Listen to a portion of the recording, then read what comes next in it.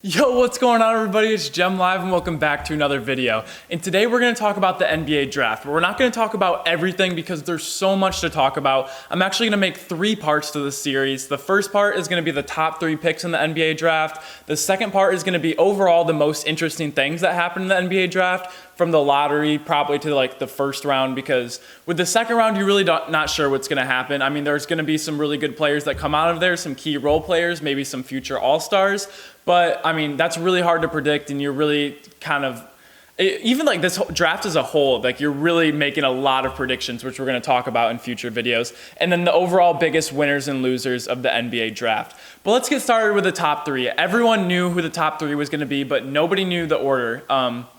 Especially with Klay Thompson going down just like the day before the draft, or even the day of the draft. They didn't know if they would go out after LaMelo Ball or Anthony Edwards if they were still on the board.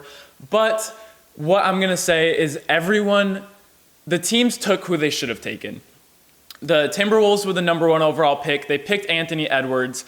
The season starts very, very soon. December 22nd is tip-off, and Anthony Edwards is the most NBA-ready player right now. I do not think he's going to be the best player in this draft eventually. Right now, for December 22nd, he is, and that's what the Timberwolves need. He's also a better pairing with D'Lo. He's probably going to be better off the ball. D'Lo's a very ball-dominant guard. LaMelo Ball's a ball-dominant guard, so even though I think LaMelo Ball has the most upside, has the most talent, will probably end up being the best player in this draft. Anthony Edwards was the best. He's NBA ready right now, physically, mentally, he's got it. He's comparing himself to Dwayne Wade, saying he can be better already. He has the moves. He has a lot of the game to back it up. Didn't get to see him in March Madness, which I would have loved to. Just seeing, I don't know if North Georgia would have made it, but I would have loved to see him in some bigger games, some bigger spotlights. The second pick, the Warriors, they needed a big center, and they got a monster center. They got a 7'1" James Wiseman with like a 7'6" wingspan. Got suspended after 3 games at Memphis for allegedly getting paid or influenced to go there. So we didn't get to see a lot of him, but in his 3 games, he showed out. He had like 20 points, a bunch of blocks, like 10 boards. He was very, very impressive against not so great competition. But he took the offseason off, or he took the whole season off. He hasn't played basketball in like over a year to train one-on-one with an NBA trainer, and I absolutely love this for him. A lot of people are taking alternative routes right now, and I wouldn't be surprised if the top prospects start doing this because they know how to play basketball. They've been playing basketball since they were like 3, 4, 5 years old. They've been playing AAU all throughout the summers. Basketball's their entire life. They know how to play on the court. Getting that one-on-one attention with an NBA trainer and getting in shape instead of going through like a whole college season with all the... Sorry, that's my timer. Yeah, sorry about the alarm.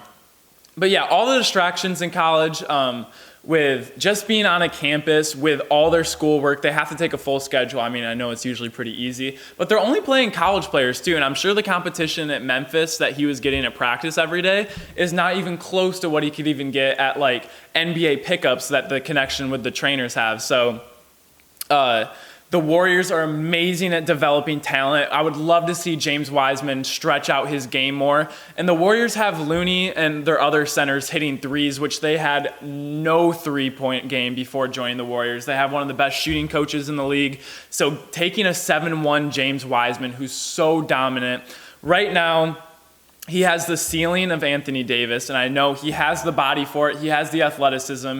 He has the handle, has the quick side-to-side. If he can shoot it, be dynamic, he could literally be a left-handed Anthony Davis. But I think his floor, with being the number 2 overall pick and all his attributes, if he doesn't improve at all right now, he's a Hassan Whiteside. He's a good player. He's going to have stretches of or games with a lot of blocks, solid defensively, dunks. I mean, nothing that impressive, but Hassan Whiteside's just a very good athlete. So the Warriors got a very, very good pick. But the Charlotte, I think, got the best out of the 3, or is going to be the best out of the 3, because this is absolutely perfect for Charlotte. LaMelo's perfect for them. Charlotte's perfect for LaMelo, because they need to sell tickets. Charlotte, I mean, nobody's watching Charlotte games, like, unless they're playing the Lakers or unless you're a huge Charlotte Hornet fan. I love the NBA. I don't even think I watched a full Charlotte game last year, which is crazy because I watch every team, but Charlotte comes on, I'm just like not interested at all. But LaMelo made me watch Spire Academy in Ohio. He made me watch the Illawarra Hawks, the worst team in the division in the Australian League. So LaMelo is must-see TV, and if you think I'm going to be tuning into Charlotte games this year, you are absolutely right. I'm going to be watching as many Charlotte games as I can, and that's exactly what Charlotte needed. And not to say that LaMelo is just so much better than Anthony Edwards and James Wiseman, but if they were on Charlotte, if Anthony Edwards, James Wiseman were on Charlotte, I'd still probably wouldn't tune in. I mean, I'd watch like highlights and stuff just to see like how they're doing. I'd keep up with their stats, but I'm trying to watch as many Charlotte games as I can now. LaMelo by far has the most potential in this draft. He's a 6'7" point guard, still not done growing yet. He's probably, in this whole entire draft, has the best handles and best passing ability. And his shooting isn't that great. His mechanics aren't that great. But if we break down, I watched this video. I can't remember, but I'll link it in the bio if you want to check it out. But he was talking about LaMelo Ball shooting, and he has this really weird form where when he shoots when he doesn't need to, he leans away, he kicks his legs out, and they even land like crossed when he lands, which is not good. That's horrible technique. But just a few games into his season with Illawarra, they fixed it, and he really stopped doing that. He started taking a lot more set shots. He wasn't crossing his feet anymore. And if you take out all the crossed feet shots from the first few games, he shot 37% from the three, which is not bad. That is very acceptable, especially when you're not in college and you're already playing against professional grown men, ex-NBA players. And so I really don't think his shot's going to be as big of an issue. And I don't think he'll really need to be dependent because they do have Devontae Graham and Terry Rozier to get scoring from the guard position. And they also have some high flyers. So they have Miles Bridges and they have Malik Monk and they have some athletic centers. So LaMelo will be able to, and he was making his teammates look very good, even though on film his teammates did not look very good. But he was setting them up beautifully, behind the back passes, alley-oops. It was really fun to watch. And the last thing I want to mention about LaMelo Ball going to Charlotte is if Michael Jordan cares about his team at all, he's going to focus so much attention onto LaMelo and because LaMelo's greatest weakness is kind of like his nonchalant, doesn't really look like he cares, kind of like backyard street ball where he just kind of wants to do cool things. So much talent, but if he wins or loses, it doesn't look like it really bothers him. I saw that less in the last few years at Spire when they were in some close games. LaMelo was in takeover, and it looked like he was doing everything in his will to win. He was not passing the ball. He was like, I got this, and he actually rallied them back to some very big, crucial wins. So I really like to see that out of Melo. But if Michael Jordan, the most tenacious dog player of all time, even rubs off on LaMelo a little bit, gets him to get in a tough defensive position where he's not just making steals but actually staying in front of defenders, and he's getting him that grit and determination to be the greatest, be the best of all time, constantly lighting him a fire under him that Lonzo's better than you, hey, all these point guards are better. Like, if he do whatever he needs to fire up LaMelo, because LaMelo has so much potential, the only thing that could hold him back is himself, or if he decides to not care as much.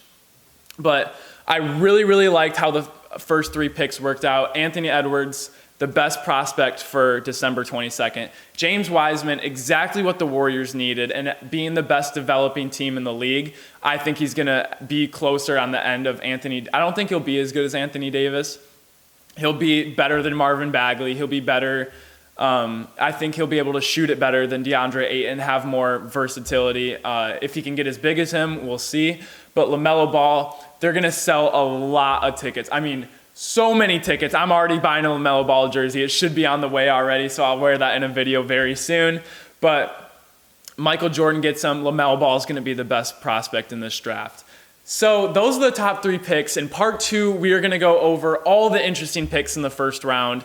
And there was a lot of them. I mean, especially just like a little teaser. There's there was nobody traded in the lottery. Every team kept their pick. And also, what happened to the Blue Bloods? The first Blue Blood team to get taken was number 15 with Cole Anthony. I don't even think he should have been taken that high. So that was very, very surprising. But stay tuned for part 2. Let me know what you think about the top 3 picks. Did the teams get it right? I think they did. Let me know why. And as always, I'm excited for part 2. Have a good day. Peace!